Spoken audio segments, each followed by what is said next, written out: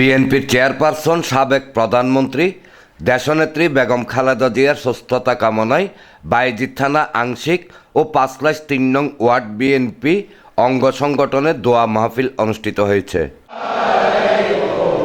বৃহস্পতিবার বাদে মাগরিব জাহানপুর সামাদপুর শাহী জামে মসজিদে আয়োজিত মাহফিলে বায়েজিদ থানা বিএনপির সাবেক সাধারণ সম্পাদক আব্দুল কাদের জসিম, ৫/৩ নং ওয়ার্ড বিএনপির সাবেক সভাপতি মোহাম্মদ ইলিয়াস, সাধারণ সম্পাদক SM আবুল কালাম, বায়েজিদ থানা বিএনপির সাবেক সহসভাপতি মফজল কোম্পানি মাহবুব আলম, যুগ্ম সম্পাদক বখতিয়ার উদ্দিন, দপ্তর সম্পাদক আজম উদ্দিন, সহসাধারণ সম্পাদক নুরুল ইসলাম নুরু, মোহাম্মদ আলম, সহসাংগঠনিক সম্পাদক আজম নাজের, ওয়ার্ড বিএনপির সাবেক কোষাধ্যক্ষ বেলাল সর্দার, প্রচার সম্পাদক চান মিয়া, বিএনপি নেতা মহিউদ্দিন জুয়েল, ইয়াকুব মুন্সি, মোহাম্মদ ইউনুস, শাহজাহান লিটন সহ বিএনপি অঙ্গ ও সহযোগী সংগঠনের নেতৃবৃন্দ উপস্থিত ছিলেন।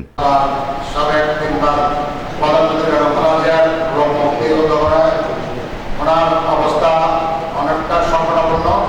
আপনারা সবাই ধর্ম নির্বিশেষে আপনারা একটু ওনার জন্য দোয়া করবেন।